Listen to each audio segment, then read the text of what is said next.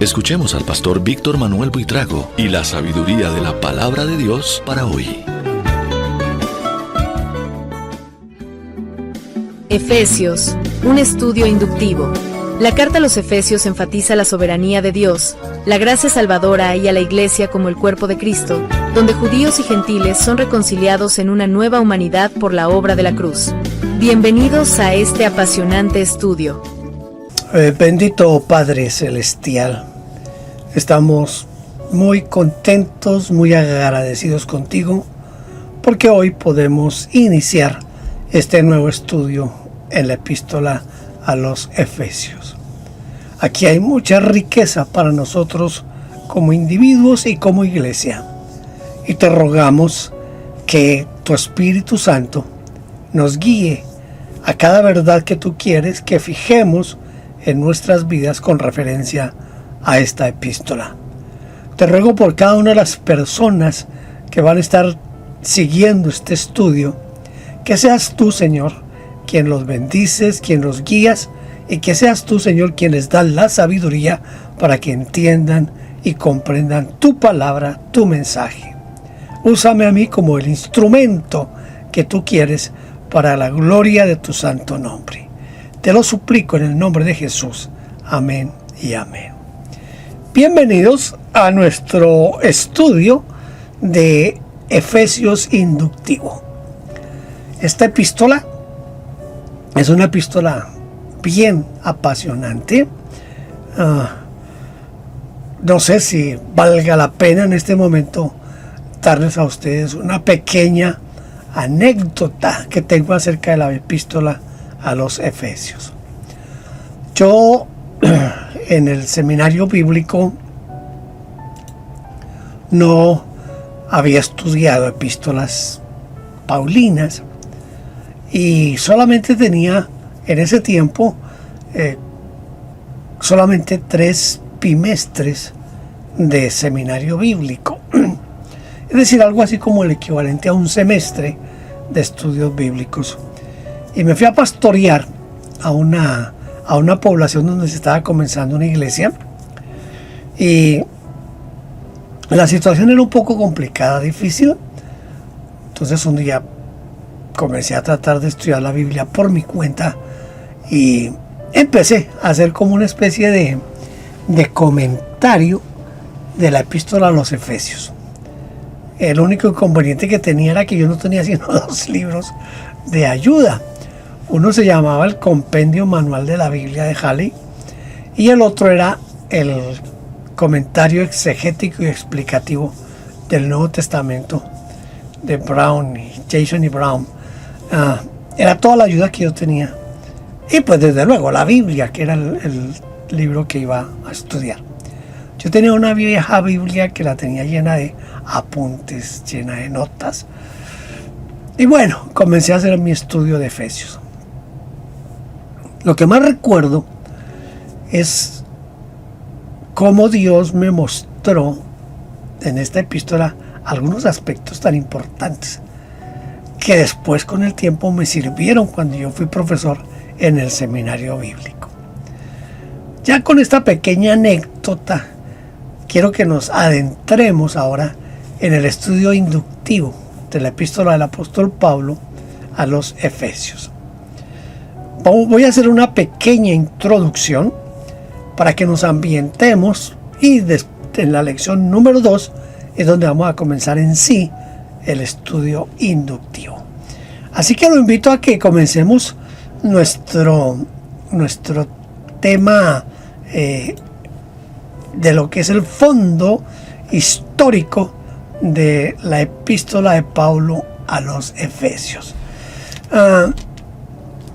La epístola de Pablo a los Efesios es una de las cartas más profundas, teológicamente ricas del Nuevo Testamento.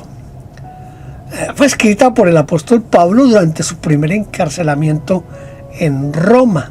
Esto fue más o menos en el año 60 al 62. Hay otros que dan otras fechas, Siempre en este tipo de asuntos se juega con un margen de 4 o 5 años que se podría llamar margen de error.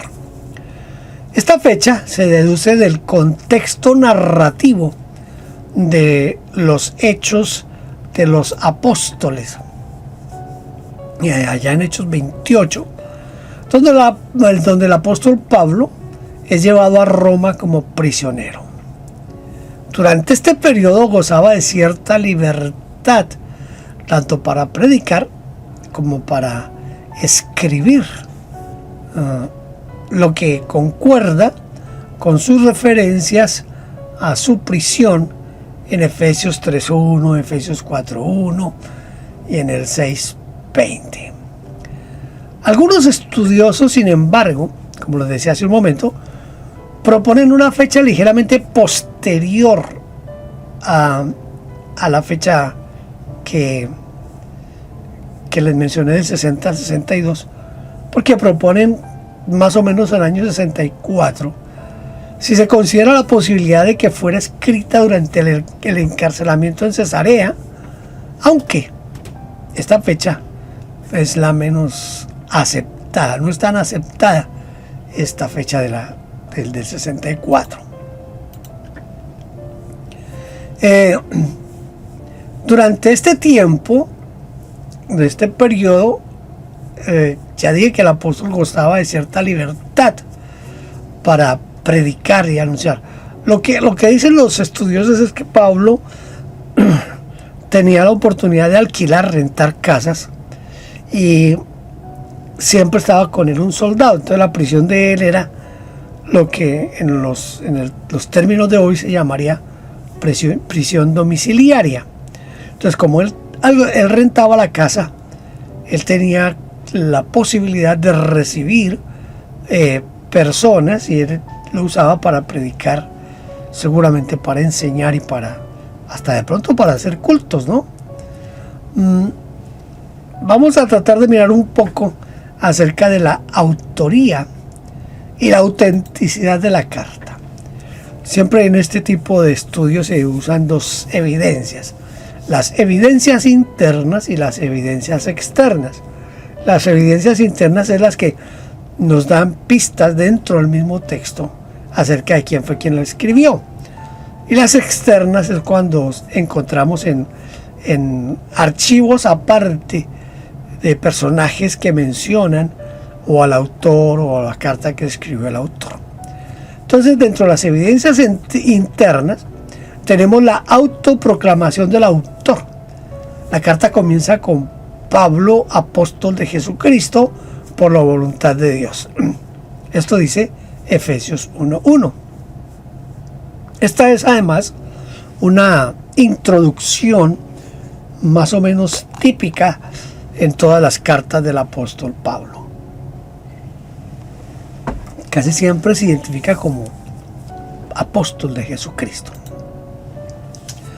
Aparte de eso, dentro de las evidencias internas tenemos lo que es el estilo de escribir y la teología. Aclaro aquí, el apóstol Pablo no escribió ninguna carta. Parece que él tenía un problema en sus ojos y no podía escribir por causa de su problema de su visión. Entonces lo que él hacía era que él dictaba las cartas. Había alguien quien las escribía por él. Pero había un estilo y también había un trasfondo, un pensamiento teológico que aseguran que la carta a los Efesios sí fue escrita por Pablo. ¿Cómo? Pues por el lenguaje, por la estructura teológica y los temas. Por ejemplo, la gracia, la unidad en Cristo y la iglesia como cuerpo de Cristo. Dentro de las evidencias internas que muestran que Pablo es el autor, el vocabulario que él utiliza aquí, la teología de Efesios es coherente con otras cartas que no tienen discusión en cuanto a la autoría de Pablo, como Romanos, como Gálatas, como Filipenses. Entonces, cuando se leen estas cartas, las cartas de Pablo a los Romanos, a los Gálatas, a los Filipenses, y luego se lee la carta a Éfeso. Entonces se encuentra una similitud en cuanto al vocabulario que usa, en cuanto al estilo literario y en cuanto a la teología misma.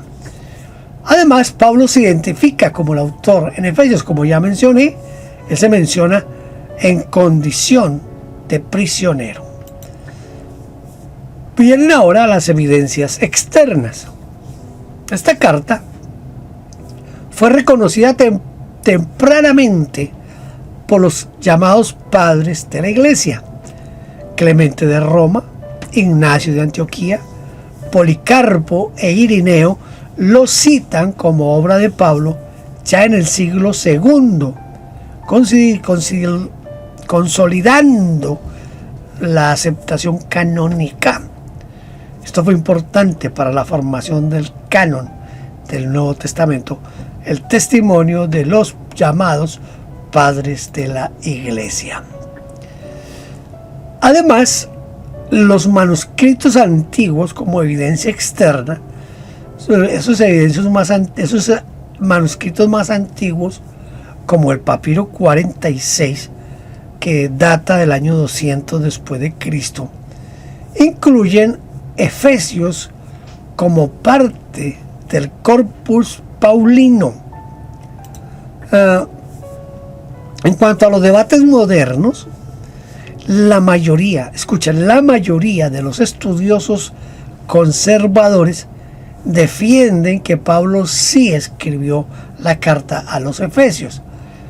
Se basan, por una parte, en la tradición y también en las similitudes, esas similitudes de estilo, de vocabulario y teológicas con otras cartas, como ya les mencioné, Efesios, como Filipenses, Romanos, Gálatas. ¿Cómo era la situación geopolítica de Éfeso durante la época de Pablo? ¿Cómo era esa situación geopolítica en ese tiempo? Éfeso estaba ubicada en la costa occidental del Asia Menor, lo que es hoy Turquía. Era una de las ciudades más importantes del Imperio Romano en el primer siglo después de Cristo Jesús. Tenía una importancia económica y comercial. Éfeso era un centro comercial clave debido a su puerto en el mar Egeo, que conectaba rutas comerciales entre Roma, Grecia y el este. Además de eso, Éfeso era un centro religioso. Éfeso era famoso por el templo de Artemisa, es decir, la Diana. ¿Se acuerda de Diana de los Efesios? En Hechos 19 se presenta un conflicto por esta Diana de los Efesios con Pablo, precisamente. Entonces, aquí en Éfeso, este templo de Diana o de Artemisa era una de las 7 maravillas del mundo antiguo. Nada despreciable, ¿verdad? Una de las 7 maravillas del mundo antiguo. También Éfeso tenía una diversidad cultural. La ciudad era un crisol de culturas griega, romana y oriental, con una población diversa que incluía judíos, gentiles y seguidores de cultos paganos. Creo que con decir que judíos y gentiles sería suficiente, ¿verdad? No hay necesidad de hablar de los seguidores de cultos paganos, porque los gentiles normalmente lo que hacen es realizar cultos paganos. Eso es... Pero está bien, mencionémoslo ya. Había presencia cristiana. ¿Cómo fue esa presencia cristiana? Miren, el apóstol Pablo fue quien fundó la iglesia en Éfeso durante el segundo viaje misionero. Así que la presencia cristiana se da desde que Pablo llega a la ciudad y comienza la iglesia en esa importante ciudad. Quiero aquí que veamos el mapa. Este mapa es importante por varias razones, porque en cierta manera saber en dónde está ubicada la ciudad nos da a nosotros un panorama un poquito más amplio de por qué, para qué escribió Pablo y cómo era ese lugar donde se estaba desarrollando la iglesia. En este caso, quiero que veamos algunas cosas medianamente importantes en cuanto a la parte geográfica de la ciudad de Éfeso. Usted puede ver aquí en esta parte, esto es lo que se llama el Asia Menor, toda esta parte, y estaba cerca a lo que es Bitinia y Ponto, estaba cerca a lo que es la provincia de Galacia, de Capadocia, del reino de Antíoco, de Panfilia. Entonces, todo esto que es el Asia Menor nos muestra aquí a varias ciudades importantes, pero me voy a detener solamente en esta aquí. A ver, yo espero que mi puntero sí esté funcionando aquí. Parece que sí, en esta parte. Mire, aquí donde dejo el puntero, ahí está Esmirna, y un poquito más abajo está Éfeso. Ahora sí, entonces tenemos aquí Esmirna y tenemos Éfeso. ¿Qué es lo importante aquí, o qué es lo que quiero resaltar con este mapa? Que aquí en esta área están las 7 iglesias del Asia Menor. Toda esta parte nos muestra las 7 iglesias del Asia Menor: Sardis, Filadelfia, Tiatira, Pérgamo, Éfeso, la Odisea. Son las iglesias que aparecen en el Apocalipsis. Entonces, lo que también hace importante que conozcamos el mapa. ¿Cómo es Éfeso en la actualidad? Hoy Éfeso es un sitio arqueológico en la región de Selçuk, en Turquía, conocido como Efes. Le quitaron la O. Efes. Aunque la ciudad antigua está en ruinas, es uno de los sitios históricos mejor conservados del mundo. Aquí hay restos arqueológicos que incluyen pues una parte del templo de Artemisa, del que solo queda una columna. Está la biblioteca de Celso, está el gran teatro donde ocurrió el tumulto de Hechos 19, el que les mencionaba hace un momento, y calles pavimentadas con mosaicos. Esta es una fotografía tomada de Google acerca de lo que es las ruinas que hay hoy en Éfeso. Si usted algún día tiene la oportunidad de ir al Asia Menor y puede ir a Turquía, no deje de visitar Éfeso, conocer estas ruinas, porque es bien importante en la historia del cristianismo. Allí se hace turismo. Éfeso atrae a millones de visitantes por su valor histórico y por su valor bíblico. En el estado actual, la ciudad ya no está habitada, lo que es la ciudad antigua, ¿no? Las ruinas y eso, ya no está habitada. Y el puerto antiguo se encuentra seco debido a la sedimentación del río Caistro. Sin embargo, el sitio sigue siendo un testimonio de su antigua grandeza. ¿A quién fue escrita la carta de los Efesios? En el texto de la carta misma dice: a los santos que están en Éfeso. Pero hay un pequeño pero aquí en relación a esta parte. Aunque algunos manuscritos antiguos omiten en Éfeso, lo que ha llevado a los estudiosos a la hipótesis sobre una posible carta circular destinada a varias iglesias de Asia Menor. Una de las razones de por qué se piensa eso, bueno, uno, porque en algunos manuscritos antiguos no aparece la palabra Éfeso. Lo que dicen algunos es que se dejó como un espacio en blanco y que la iglesia que iba recibiendo la carta entonces le escribía ahí el nombre de la iglesia. Por ejemplo, la iglesia de Colosas, la iglesia de la Odisea, la iglesia de Esmirna. Cada iglesia ponía el nombre de su iglesia allí y se leía como una carta personal.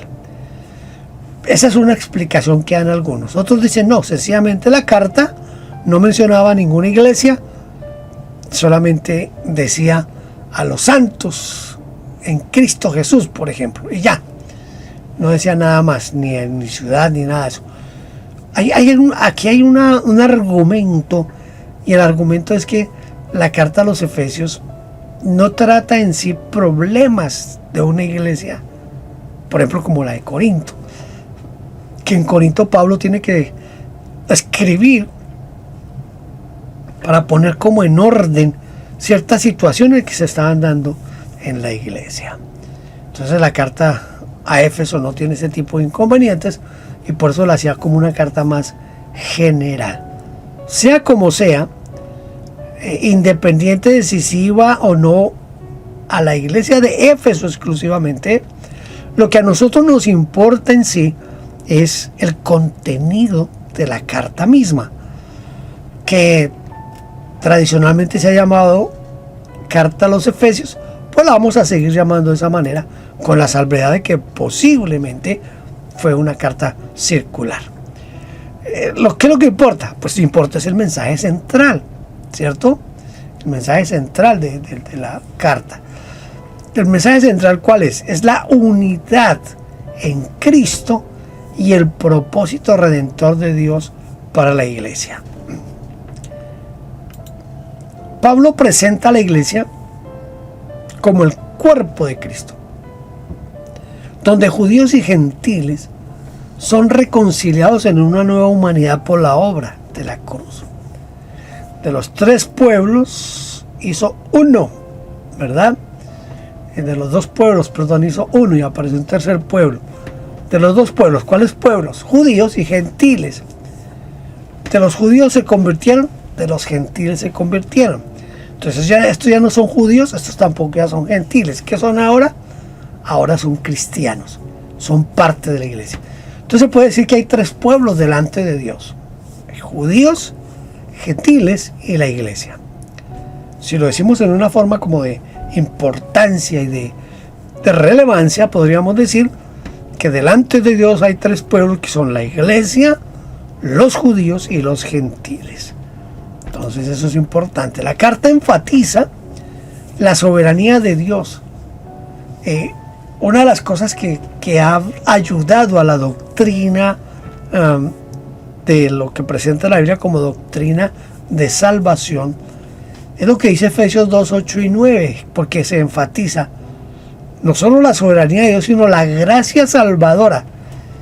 Porque aquí es donde Pablo dice que somos salvos por gracia, no por obras.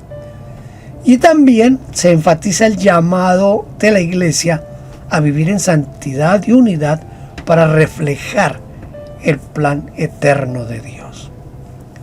Desafortunadamente la iglesia hoy no tiene ese sentido y ese deseo de unidad.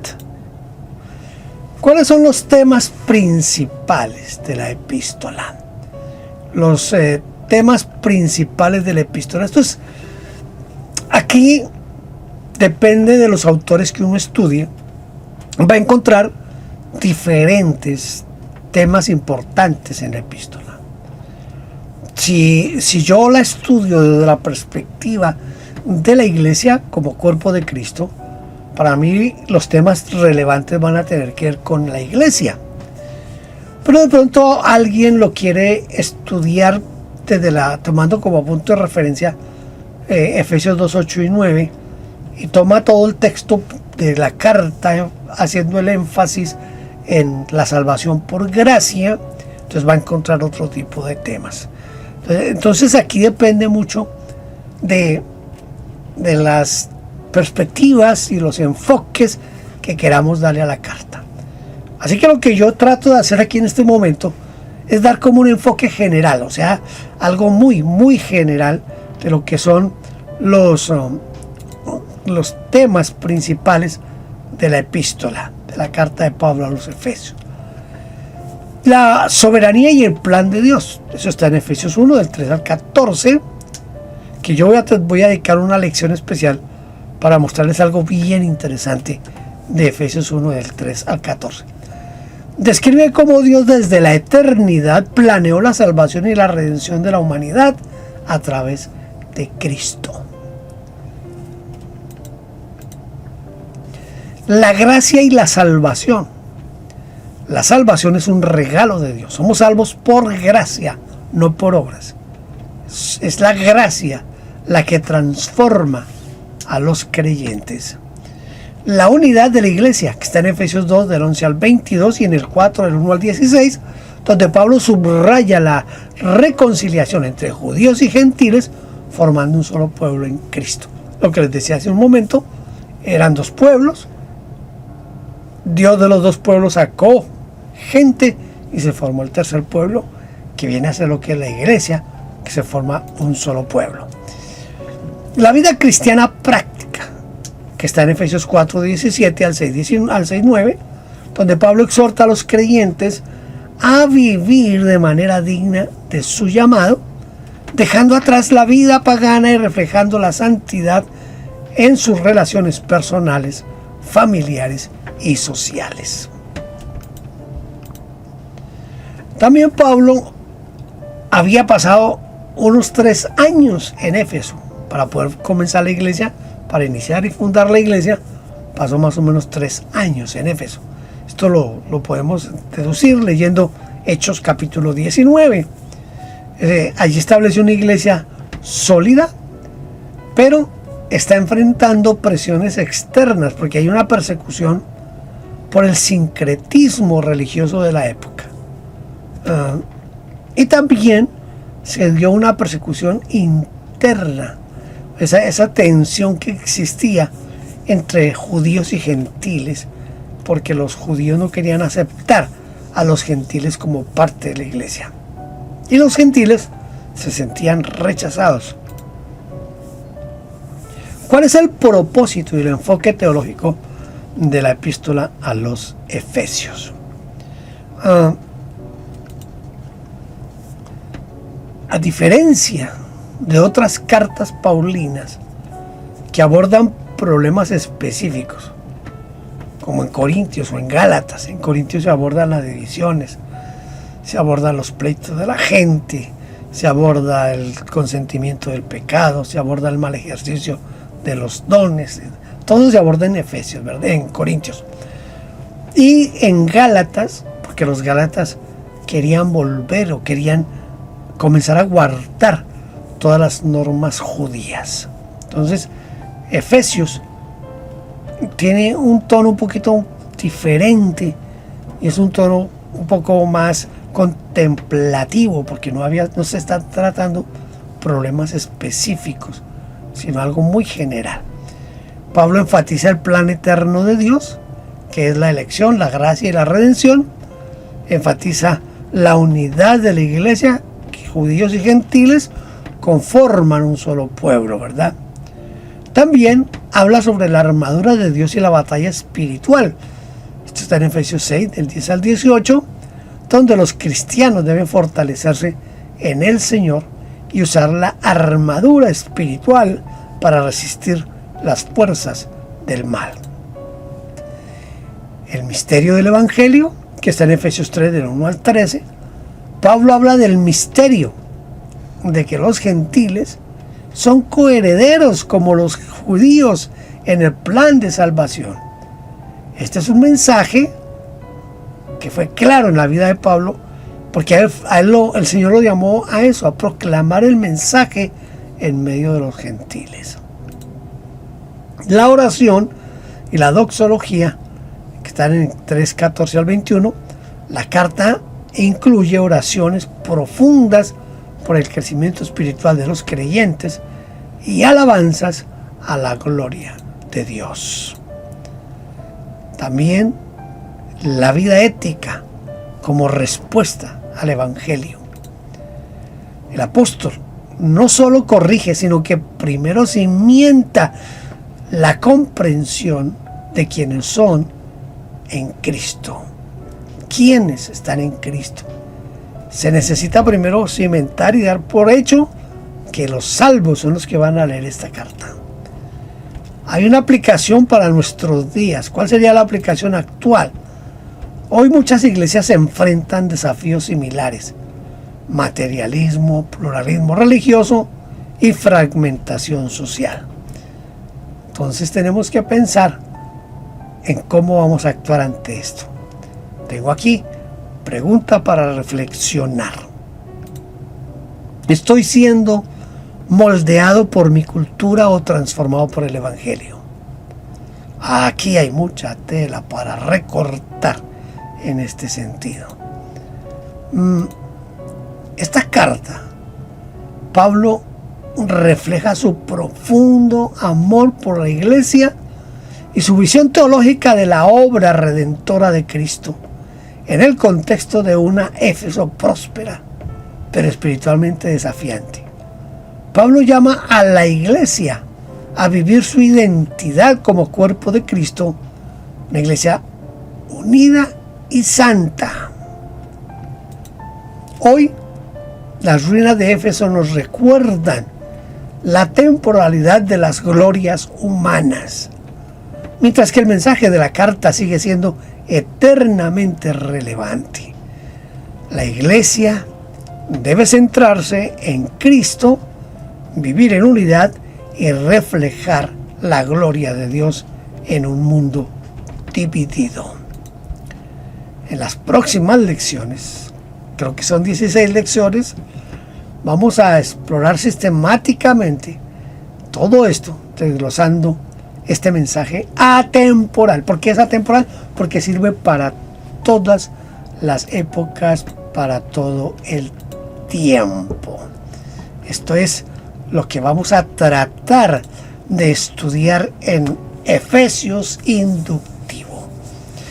Es apasionante, muy apasionante estudiar la carta a los Efesios. Espero que con esta introducción sea como ese abrebocas que le va a ayudar a usted a anhelar conocer más sobre la epístola de Pablo a los Efesios. Sea que haya sido escrita a los Efesios o no, lo importante es el mensaje mismo de la carta. Y en eso es a lo que nos vamos a detener. Entonces, bienvenidos a este apasionante estudio de Efesios inductivo. Espero que usted esté conmigo y podamos estudiar la palabra del Señor. Gloria a nuestro Dios. Lo espero en la siguiente lección, que sería la lección número 1. Esta introducción es solamente esa ambientación a lo que vamos a estudiar y a ver en la epístola a los Efesios. Dios lo bendiga y lo espero en la lección número 1. Gracias por vernos. No olvide suscribirse y tocar la campanita. Toda la gloria sea para Dios.